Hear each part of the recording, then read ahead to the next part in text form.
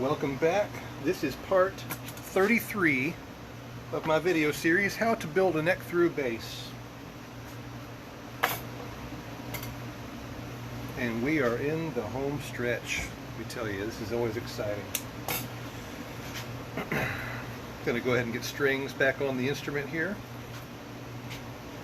Tune it back up, and then we're going to put the knobs on this bass. We're going to put strap buttons. We're going to stamp a serial number, and I'm going to sign it on the back of the headstock like I do every single bass that I build.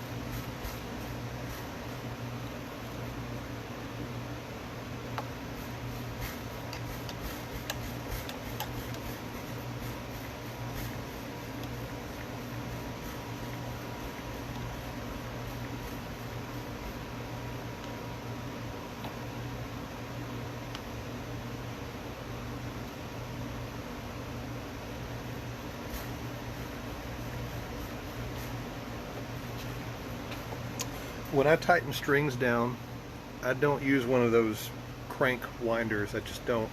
You're more likely to scratch one of these hip shot tuners with those. So for that reason, I just do it by hand.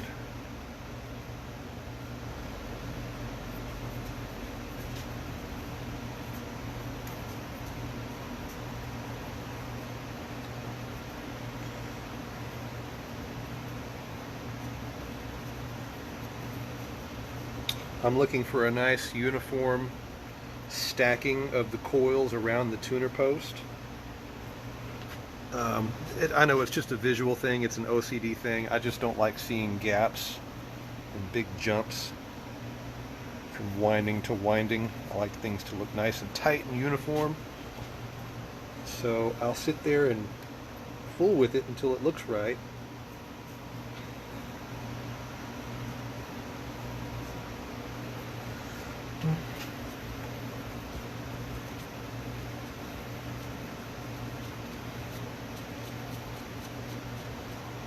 Another thing that I'm looking for, specifically with the Hipshot A-style bridge, is that all of the ball ends are laying in a uniform fashion, and that also is, let me show you here.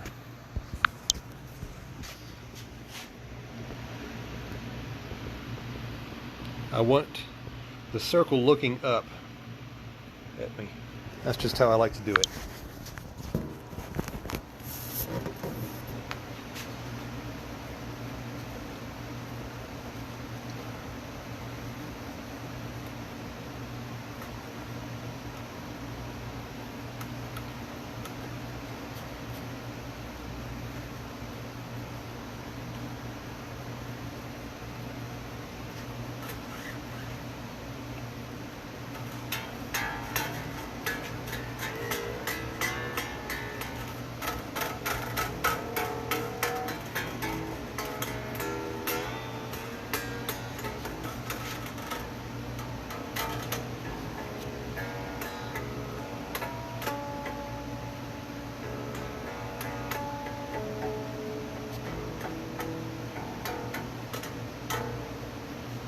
Alright, time for the knobs. Let's grab those. I have them down here. Singles and stacks.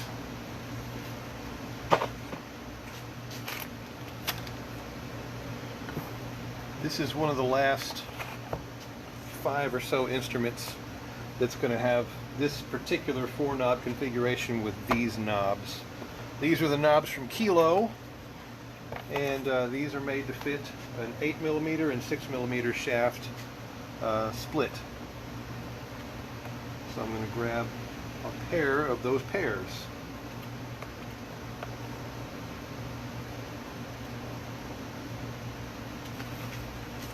This is how they ship them to me. There's the outer ring and there's the top post. You're looking at a lot of money worth of knobs right there. Not cheap.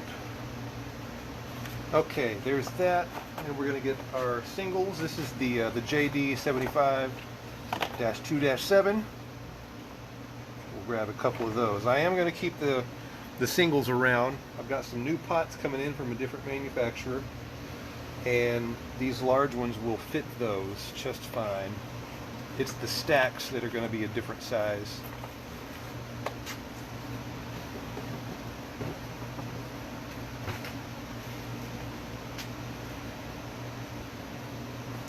First thing I do is I turn the knobs. If it's a volume and a tone, I basically open them all the way up. If it's a blend, I put it dead center. If it's a bass or a treble or mid-range active with a center detent, I put them right on the detent so that everything's flat. If it's a volume or tone, it's wide open. And I'm going to put the little white marker on each of these knobs so that when things are flat, they're looking right up at me. But it's not going to be perfectly perpendicular to the center line of the instrument. It's actually going to be angled just a little bit so that it's straight to the eyes of the player from the player's perspective. Does that make sense? So it's just a way that I like to see things when I look down and play the instrument. When an instrument balances properly, it hangs at about the 2 o'clock to 1:30 angle in its positioning. And when things are flat, I want to see those white markers looking right at me so that I know. Now, there can be some back and forth on these. And sometimes it just takes a little bit of trial and error.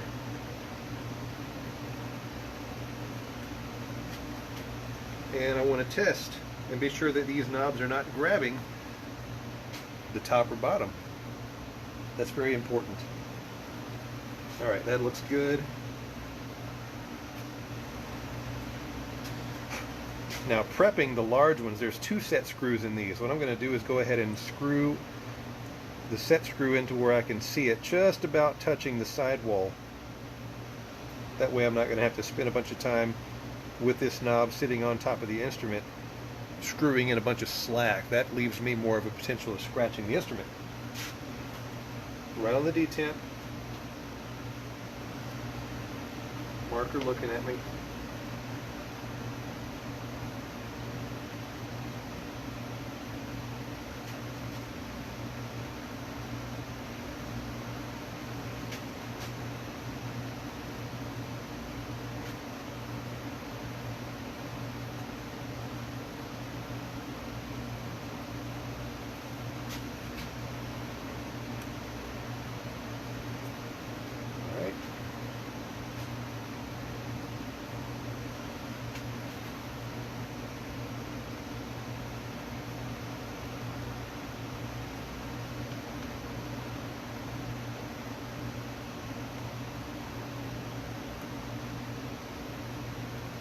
Alright, now we have a split shaft on the top. This is one of the reasons I'm getting away from these.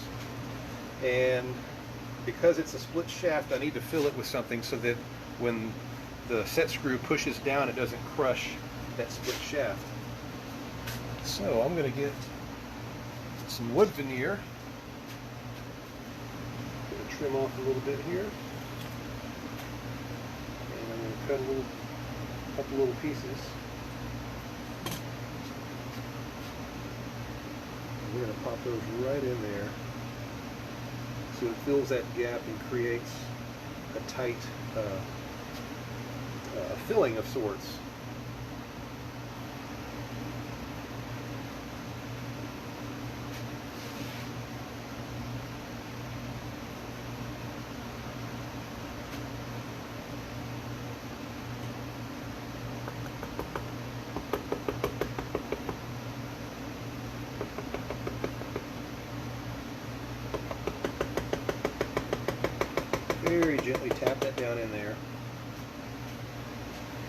Okay, let me show you close up what I just did.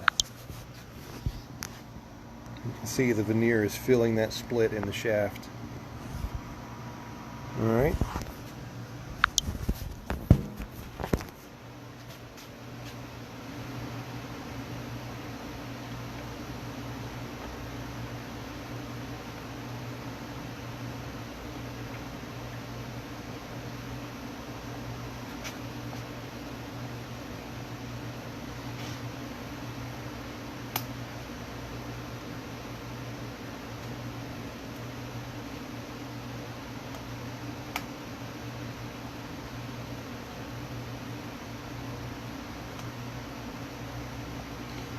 Alright, and we have another split shaft on the mid-range, which is also push-pull. So we're going to cut off a few more pieces and fill that split shaft up.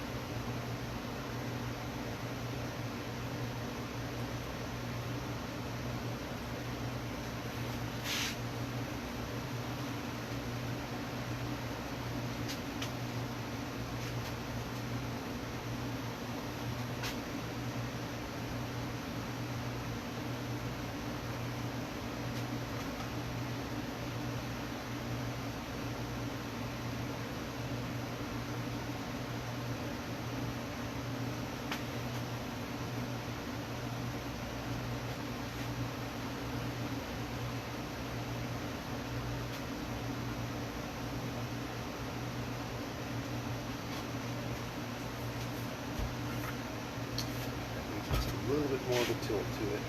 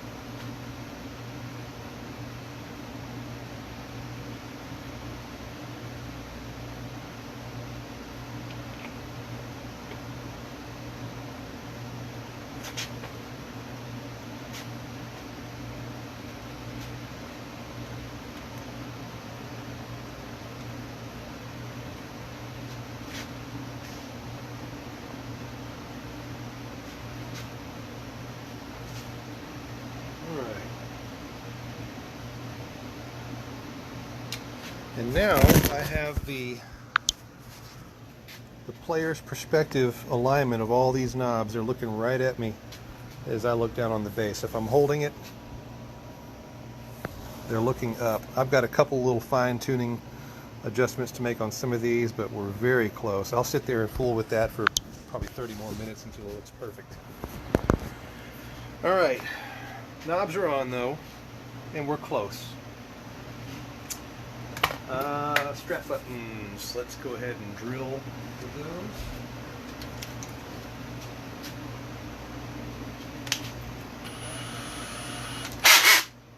Going to use the Dunlop strap locks on this one. Go ahead and drill a hole here in the tail. This is just something I do. I have my freehand approach to this.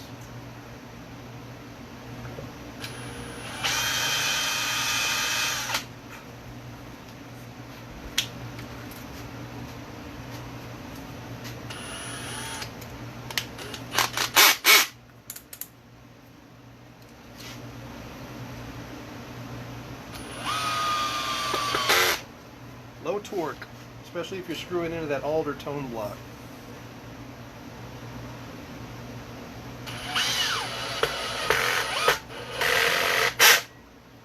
Alright. Now, I'm going to cinch it up by hand. Be sure it's nice and tight, not excessively tight. I don't want to begin the stripping process, right? Walnut's pretty hard. It'll do a good job of holding those strap buttons in there. Those feel great.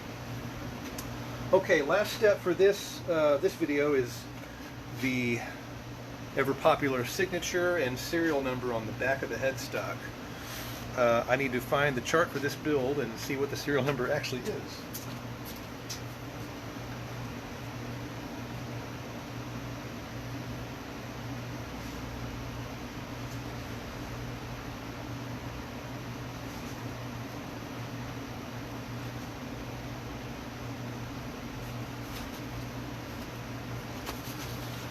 Okay.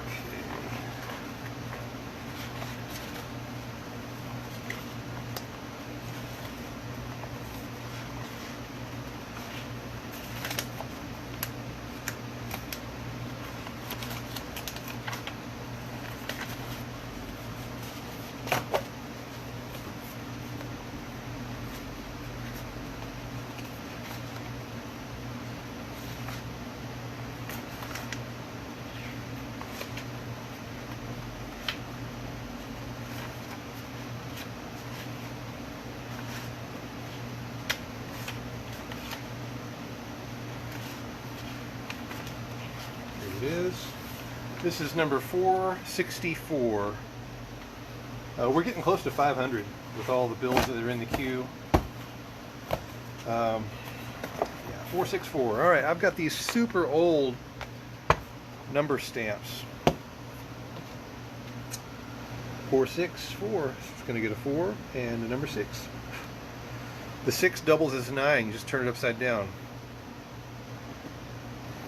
Alright, so I have this anchored against my little neck rest here. We're going to take a hammer.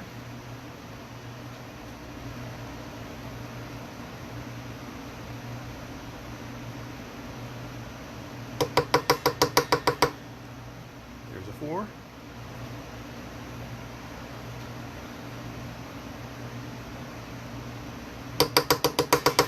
There's a 6.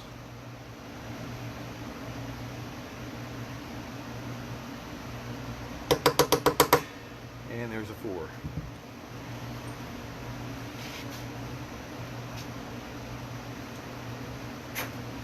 And now I'm going to sign, make sure my ink is working, sign the back like I do on every single one.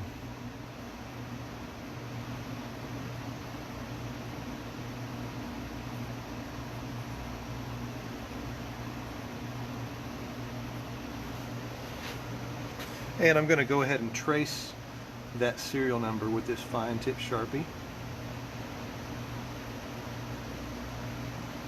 What that does is get some ink down in there so that the number is visible. Now to clean that up a little bit, I'm going to take some of this stuff and a piece of paper towel.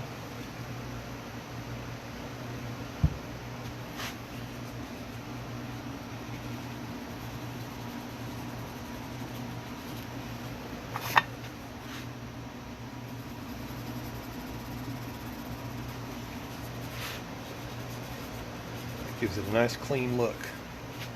Put this around so y'all can see what I have there. There's that. There's the signature. Okay. It's looking like a bass now.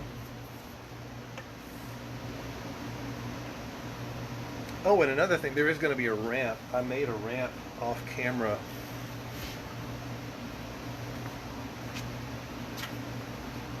And that's going to go right here. Oh, I have it backwards. Like so.